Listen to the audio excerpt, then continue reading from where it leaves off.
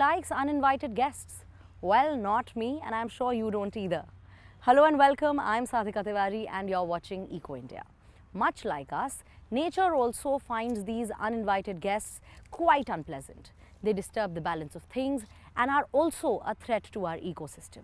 So in today's episode, let's try to find out how to deal with these uninvited guests in the best way possible. Let's start with the tiniest, most annoying insects that no one likes, mosquitoes. Not only are they a major nuisance, but they can also be fatal. Mosquito-borne diseases pose a significant risk to 80% of the global population. A company here in India has found a way to deal with these mosquitoes that breaks their chain of breeding. They might be tiny, but mosquitoes can transmit dangerous diseases like malaria and dengue fever. The insects thrive in subtropical climates. Mumbai suffers particularly from the bloodsuckers. That's why infection rates here continue to be at a high level, and not just during the monsoon season.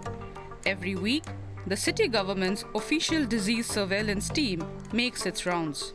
Members look for places where water stagnation can occur. That's where female mosquitoes like to lay their eggs. In slum areas, they keep tarpaulin on the rooftops so that it becomes a waterproofing measure for them. So if there is any sagging portion in the tarpaulin, the eggs will be laid in that.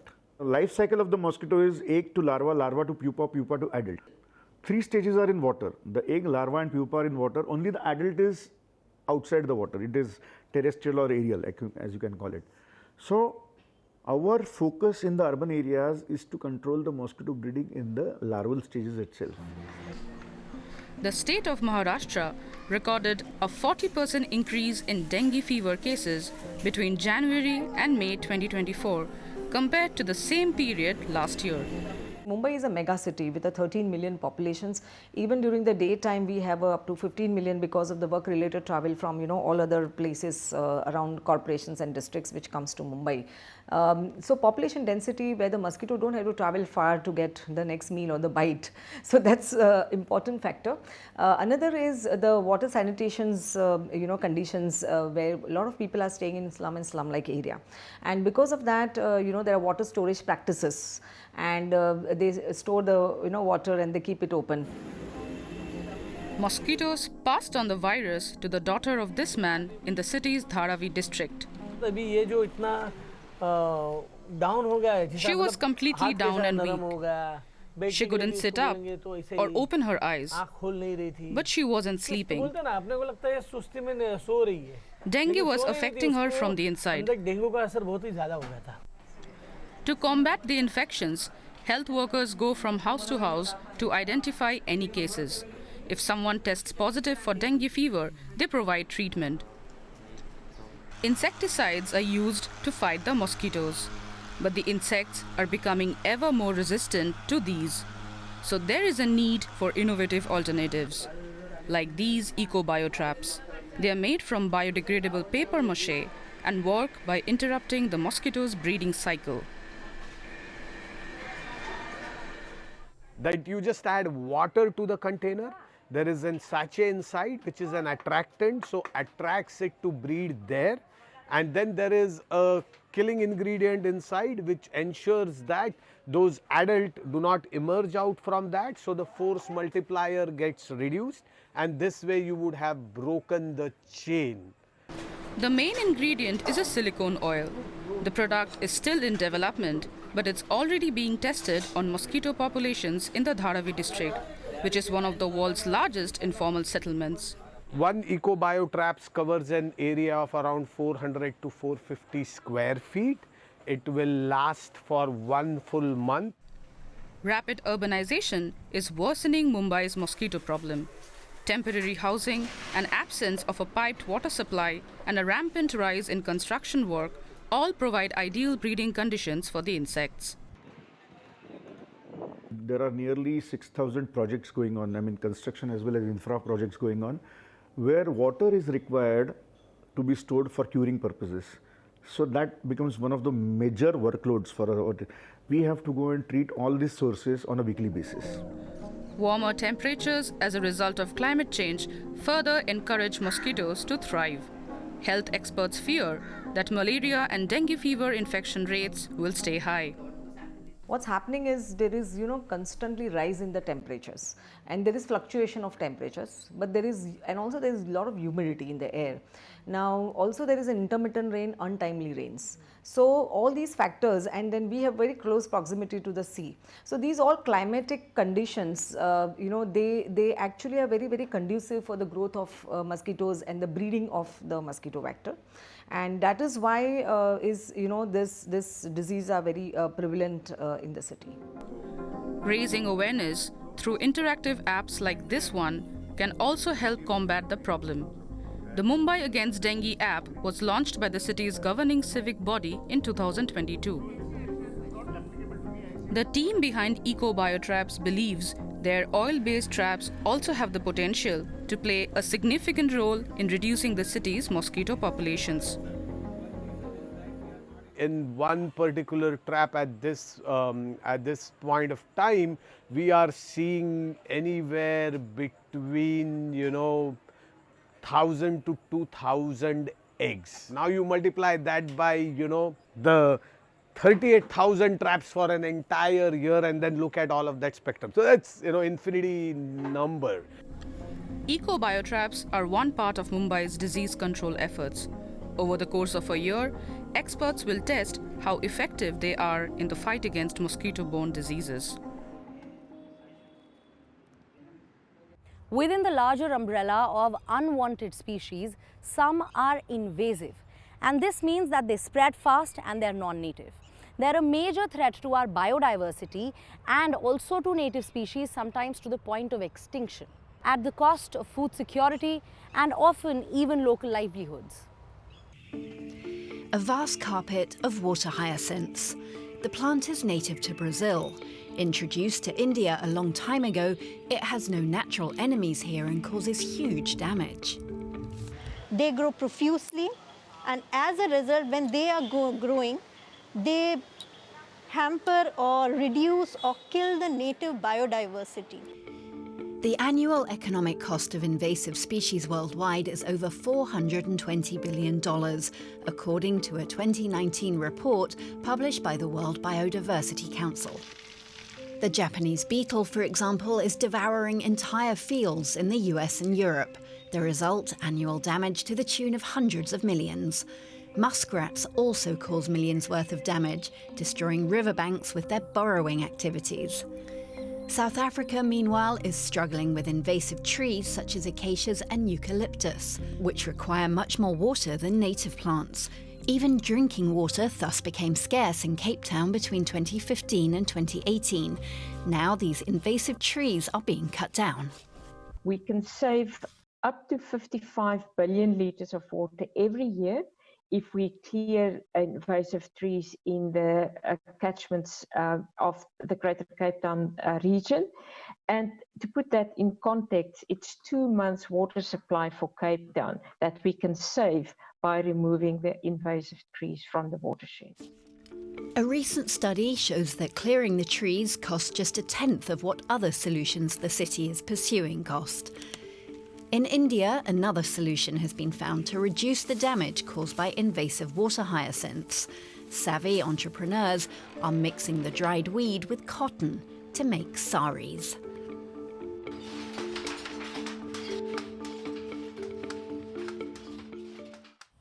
Let's move on to Italy, where a dreaded pest has shown up, and this could threaten the entire continent. Red fire ants are exactly as dangerous as their name makes them sound. Their sting is painful and they multiply fast, often infesting everything from crops to home gardens. They're only a few millimetres in size, but they're one of the most feared invasive species of all. The red imported fire ant, or Solenopsis invicta, the invincible. Ferdinando Cardarella is an agronomist and is looking for the insects near Syracuse in Sicily. There it is. Can you see it? The red fire ant. A nest like this means they've already spread on this property. They eat the deeper roots of the plants and even attack insects that are beneficial to agriculture.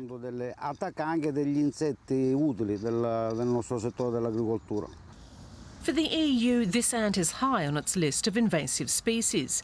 In fact, they were long thought to not even exist in Europe, but that all changed last fall when scientists sounded the alarm. The insects had been spotted in Sicily. Ferdinando used social media to send out the warning, which long went unheeded. This is a big one. We need to take immediate action to prevent it from spreading further, so we can keep the red fire ant under control. Countries like Brazil, China and the US have to spend billions of dollars and are still unable to contain them. The damage to agriculture is massive.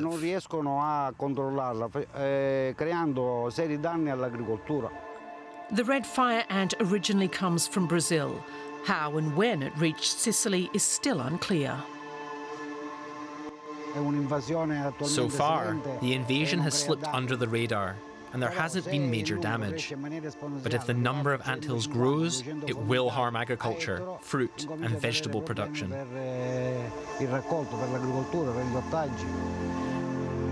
The ants thrive primarily in places that are being watered, for example, in playgrounds or private gardens. After a couple of painful stings and bumps, Carmen Caruso realised that it wasn't the native ants that were ruining her rose garden.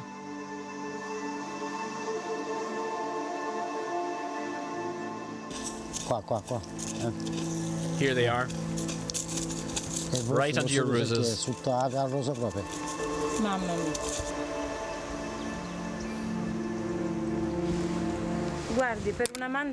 For me, as a lover of roses, this is just awful. It breaks my heart. I care for them with a lot of love. When I see what these ants are doing to my roses, it's like they're hurting me. I still don't know how to get rid of them.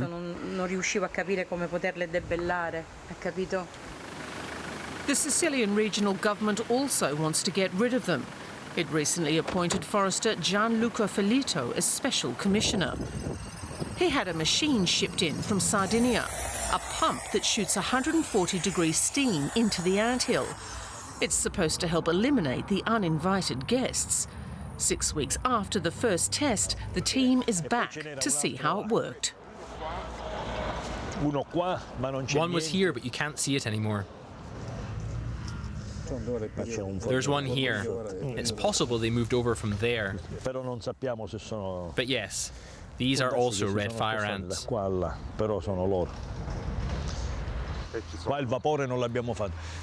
didn't use the steam machine here. We only use it in the first 3 ants' nests over there, and they were all destroyed. But what we don't know yet is whether the ants just moved over here and built a new nest, as they seem to have done over there, or whether we fought them off completely. The main thing is to kill the queens. Ferdinando has developed a method to combat the invasive ants himself. He mixes sawdust with a liquid ant poison and then adds sugar. If you then spread this poison bait around the anthill, the insects will bring it into the nest and feed the ants that have just been born and the queen. They poison themselves and die. The regional government has promised to intensify the fight, but Ferdinando Caldarella isn't counting on it. He will continue to fight the red fire ant on his own. Containing destructive intruders can feel like an uphill battle. But what if we could do something useful with them? We met a French researcher who's found a way to use invasive plants for the production of new molecules in promising applications for the chemical, pharmaceutical and cosmetic industries. It may look and sound like a weed, but Japanese knotweed, Fallopian japonica, can actually be a useful plant. Harvested by hand to prevent damage, it grows almost everywhere along this tributary of the River Rhône in southern France. Chemist Claude Grison discovered it here. Left unchecked, this invasive species is extremely harmful. It grows 3 to 4 times faster than the other plants, so it suffocates biodiversity in this area, which has an exceptional array of plants. So it's a real catastrophe from an ecological point of view, but also from an economic point of view, because it chokes this tributary that should be regulating excess water from the Rhône. One possibility would be to try and clear out the plants. But Claude Grison found a way to put them to good use. She developed a unique process to acquire natural catalysts. These are widely used in drug research and cosmetics production because they're highly efficient at speeding up complex chemical reactions to create new molecules. The plant has a unique physiology. It can emit molecules that poison its neighbors. Claude Grison has long been fascinated by the incredible abilities of plants. More than 10 years ago, she worked with a group of students researching the unique properties of indigenous species in New Caledonia, a French overseas territory in the Pacific. In New Caledonia, I discovered some exceptional plant species that tolerate pollution, so to speak. Better still, they can actually extract metals from their surroundings and store them in their leaves. With these plants, it's possible to regenerate soil that's been completely degraded by the presence of metals. Here in France, Grison has been focusing on invasive plants. Some species can purify polluted water. Others, like Japanese knotweed, are now being processed in the lab for use in industrial applications. The Compagnie Nationale du Rhône is in charge of managing land along the river and controlling invasive species here. Together with scientists, they harvest the plants across several administrative areas. We're looking to develop pest control techniques that can be used on a large or small scale and on different plants. The benefit is that we're promoting a type of chemistry that is green and sustainable. It's a kind of circular economy that integrates various species. And today, the team has only managed to clear a few hundred meters of land. The plants are taken to a warehouse where they're dried for at least 3 days or longer in wet weather. Then they're shredded and sent to the laboratory. Here, the plant material is placed in the oven to dry for a few hours. Only then is it ready for the chemical process in the lab. The resulting organic catalyst is mixed with water and a few natural additives to create a final product that's indispensable in cosmetics, for example. Grison's product is entirely natural, a clean alternative for an industry looking to shift away from harmful petroleum substances in personal care products. People think of chemistry as a discipline with a terrible environmental impact, which is true. But chemistry also gives us a better understanding of ecology, how a plant or insect functions on a molecular level. And so chemistry can have a positive impact on the environment. I'm interested in reconciling these two disciplines. Grison's discoveries about plants in New Caledonia and France are so groundbreaking, she received the European Inventor Award in 2022. The winner is Claude Grison. Claude Grison! Yes!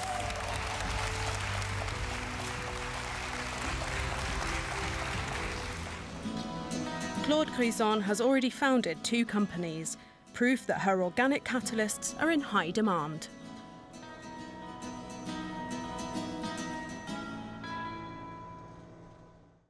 Let's head further south in Europe to Greece and dive underwater to meet the lionfish. This is a very poisonous creature that has found its way to the Mediterranean as oceans grow warmer. One solution would be to eat it. But can plague become palatable for the locals? When you open its mouth, it's full. It's a huge problem. They eat the young fish and all the smaller fish. A few years ago, here near the eastern coast of Crete, lionfish were just a bycatch. Now, the nets are full of them, especially in early summer. Today's catch isn't particularly good, but the crew did net plenty of lionfish. One is trapped. The spiny fish are venomous, so the fisher has to be careful. These here are the venomous spikes. The venom is similar to that of the scorpion fish, except it's more poisonous. So we have to be pretty careful. Fortunately, the fish are edible. Lionfish may be lovely to look at, but they're among the most invasive species in the world. They arrived here through the Suez Canal and are thriving in the waters that have grown warmer as a result of climate change. Researchers say that encouraging local fishers to catch them and control their population would help. And lionfish are tasty, but they haven't caught on with consumers yet. The port of Agios Nikolaos is just a few kilometers away. It's home to one of the few seafood shops that sell lionfish here. Shop owner Grigoris Kokolakis decided to take the plunge 4 years ago. Today, his employees know how to remove the venomous spines and fillet the fish. But so far, customers haven't quite warmed up to them. I have to promote it because people don't know it.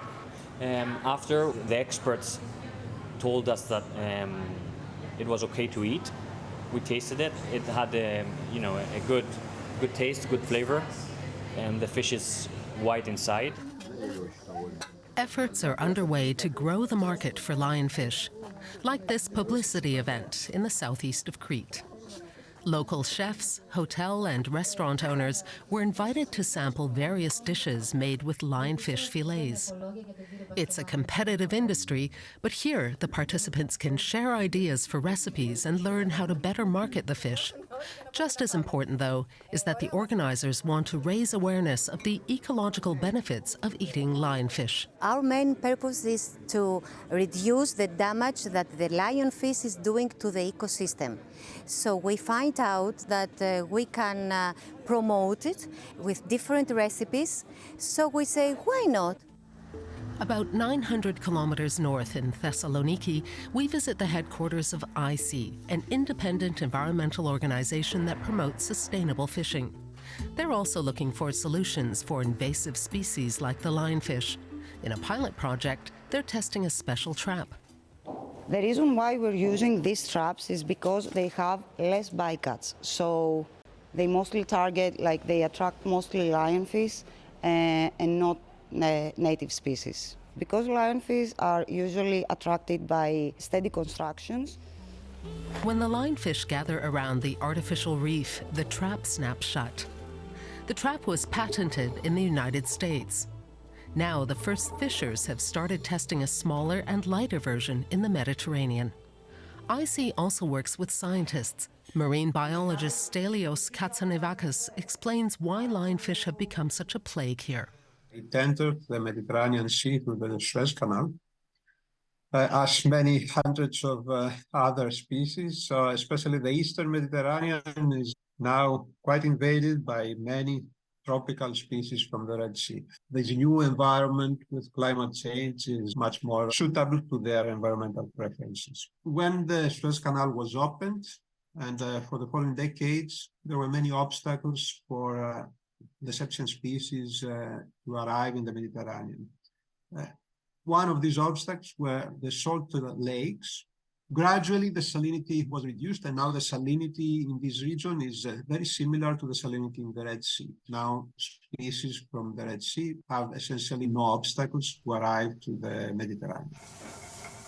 Back in Crete, a batch of fresh lionfish fillets have just been delivered.